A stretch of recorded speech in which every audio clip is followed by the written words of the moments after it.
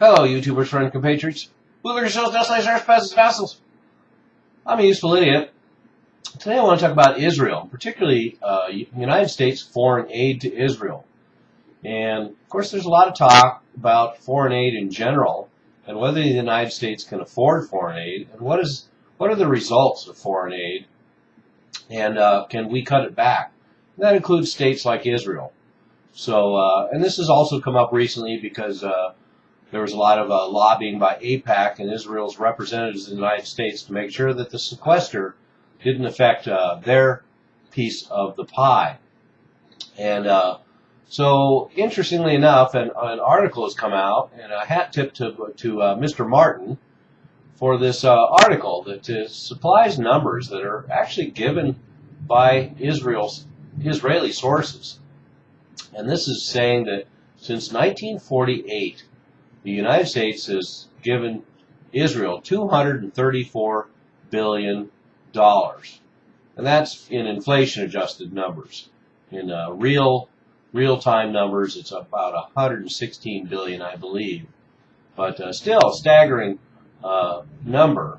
And one of the other things that's interesting about it is the consistency of it. The arrangement of $3 billion a year started in 1978. And of course, $3 billion was a huge amount of money in 1978. And we've been giving Israel $3 billion a year for the last 30-some-odd years, year after year. And then Bush, in 2008, renewed it and extended it for another 10 years. And the history of aid to Israel is also fairly revealing.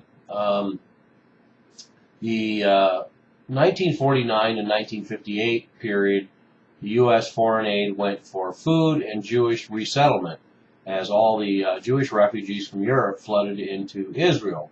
And so we paid for that. Starting in 1959, the military support started. And this is curiously close to around the time they started developing their nuclear program. And then, like I say, since 1978, they've gotten $3 billion a year and $800 million for economic support. The rest all goes to the military. So only $800 million of that goes for economic support of a fairly stable and strong economy, and the other $220 billion or more goes to the military of Israel.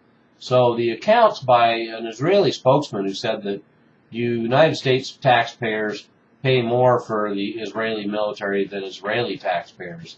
And that actually turns out to be true, because as it turns out, U.S. aid accounts for 4% of Israel's GDP. Imagine that. The money that the United States gives to Israel is 4% of their GDP. And in 1998, Israel started asking for less economic aid and more military backing, in spite of the fact that they had a very stable economy. So, and then the other interesting thing is in 2008, with the Bush extension, for the first time, cash was directly injected into the Israeli Defense Force bank account. $700 million a year going straight to the Israeli military. So once again, confirming that the U.S. taxpayer pays more for the Israeli military than the Israeli taxpayer. Because let remind you that Israel is the #1 recipient of foreign aid from the United States in the entire world. And this is a small country the size of Rhode Island with 17 million people. So per capita, that's a huge amount of money injected into the state of Israel. And the other part of this, too, is that a lot of the money that the United States gives to Israel is to help the spread of Jewish settlements, a lot of them in the illegal West Bank and the Golan Heights. And so it's pretty disingenuous for Barack Obama and George Bush, for that matter, to criticize Jewish illegal settlements that the UN considers illegal, and then we finance that. So this is this is not a good situation to be in, financing certainly the policies that Israel has exhibited over the last 20 or 30 years. So another part of this is that the United States guarantees another $20 billion in loan guarantees to back Israel's getting loans from other sources around the world. And so let me go back to that original figure, $234 billion to Israel from the United States since 1948. And this is through all through the 40s, late 40s, the 50s, the 60s, the 70s, the 80s, the 90s, the 2000s.